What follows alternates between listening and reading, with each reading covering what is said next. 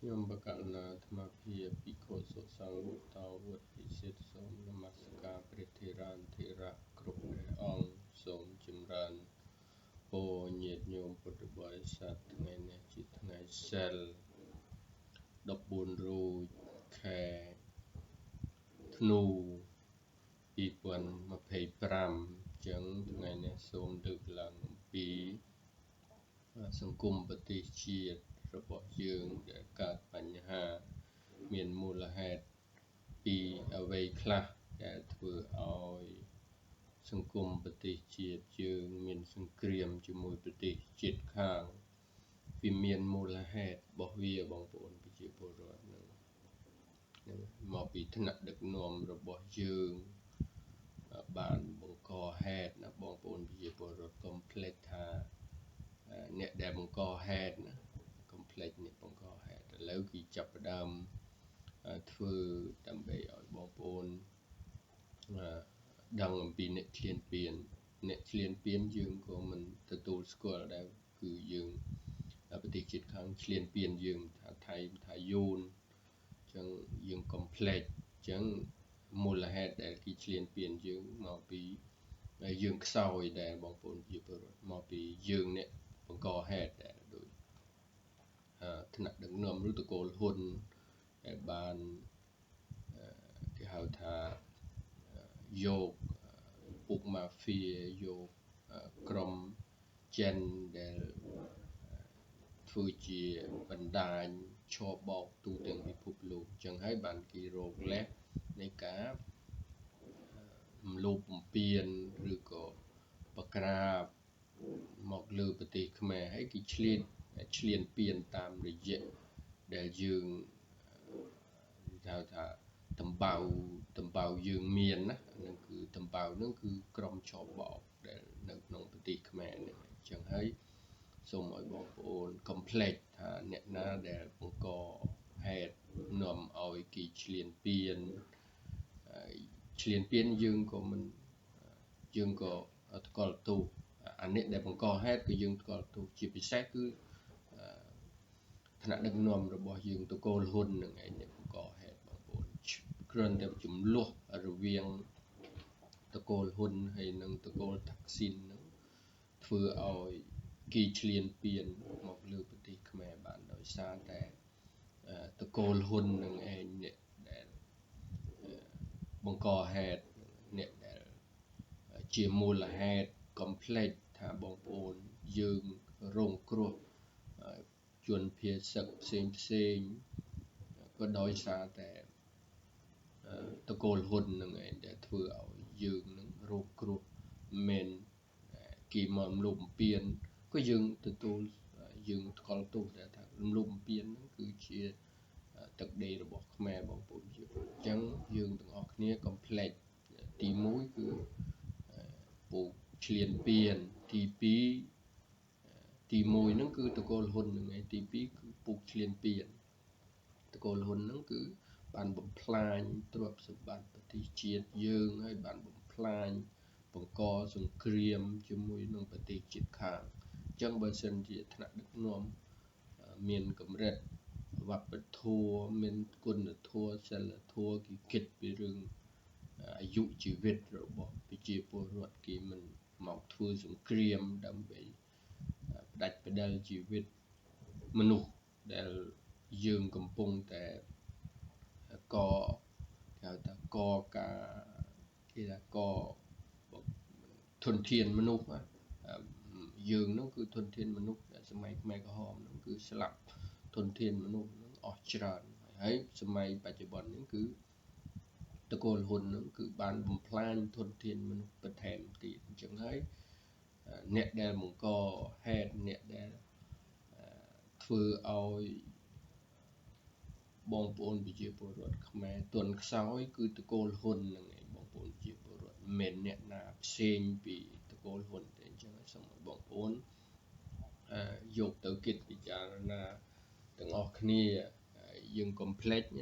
ថាតកូលហ៊ុននឹងឯងជាអ្នកបង្កហេតុ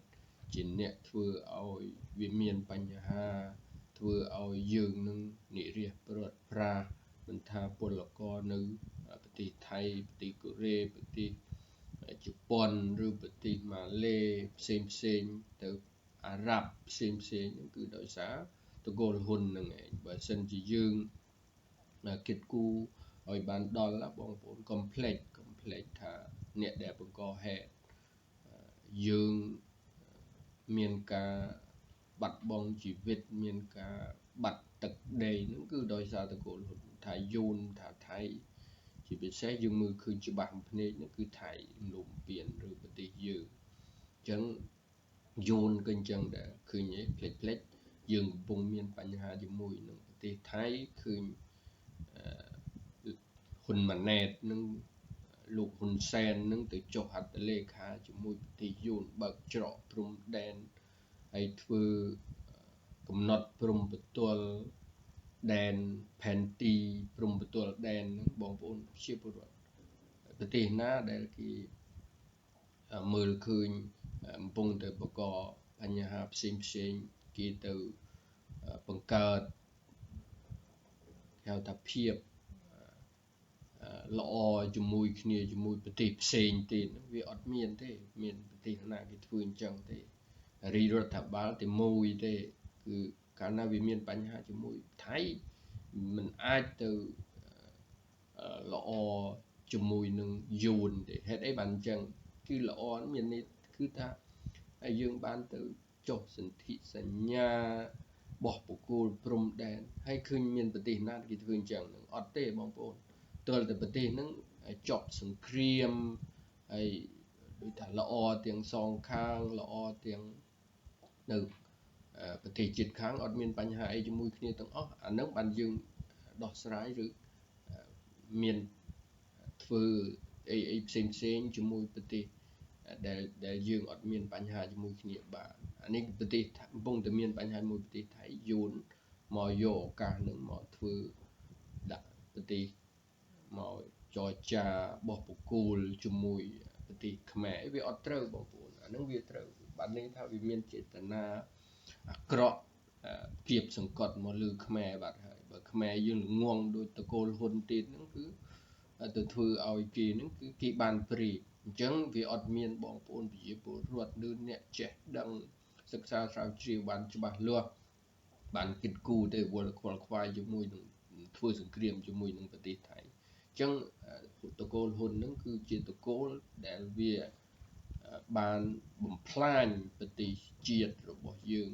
ធ្វើឲ្យប្រទេសជាតិរបស់យើងមានសង្គ្រាមជាមួយប្រទេសជាតិខាងក៏ដោយសារតកូលហ៊ុននឹងដែរសូមឲ្យបងប្អូន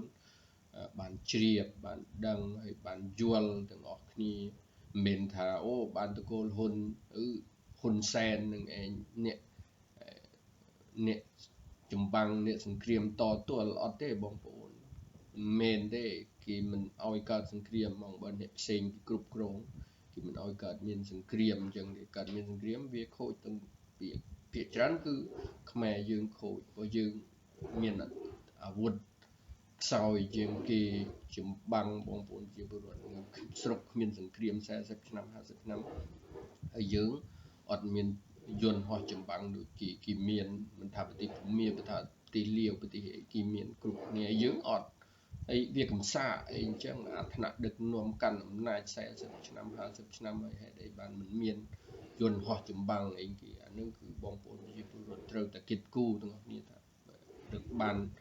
តកូលហ៊ុនហ្នឹងវាបានរក្សាអំណាចការពារអំណាចរបស់វាអត់គិតគូរផលប្រយោជន៍ប្រទេសជាតិទេអញ្ចឹងហើយអានឹងគឺជាកំហុសមួយរបស់បងប្អូនប្រជាពលរដ្ឋដែលអត់បានតាមដានអ្នកនយោបាយឃើញគេធ្វើបាបឧទាហរណ៍ថាអ្នកដែលធ្វើបាបប្រជាជនដោយសពថ្ងៃអញ្ចឹងអ្នកណាអ្នកបង្កហេតុធ្វើបាបប្រជាជនហ្នឹងគឺតកូលហ៊ុនហ្នឹងឯងអ្នកធ្វើបាបបង្កហេតុប្រជាជនឲ្យវាមានសង្គ្រាមឲ្យវាមានបញ្ហាសពថ្ងៃហ្នឹងគឺតកូលហ៊ុនហ្នឹងឯងអញ្ចឹងអ្នក complex ថាតកូលហ៊ុនហ្នឹងឯងជាអ្នកបំផ្លាញ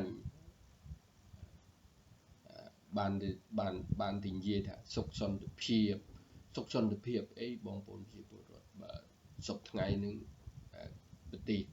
យើងមានសង្គ្រាមជាមួយថៃនឹងគឺមកពីតកូលហ៊ុនហ្នឹងឯងបង្កចំនួនធ្វើឲ្យវាមានបញ្ហាធ្វើឲ្យវាមានជន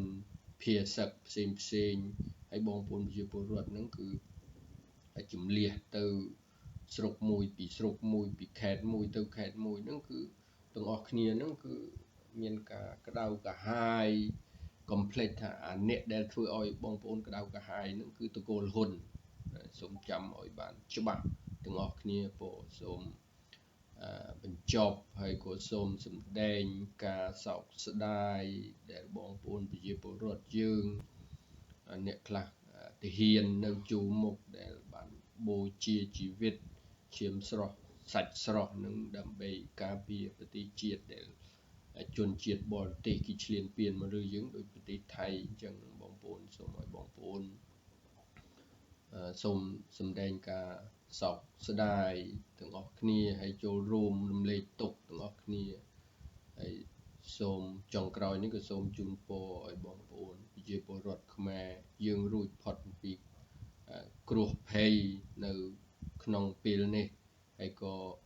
សូមបានជួបប្រទះតែសេចក្តីសុខសេចក្តីចម្រើនគ្រប់គ្នាពរសូមចម្រើនពរ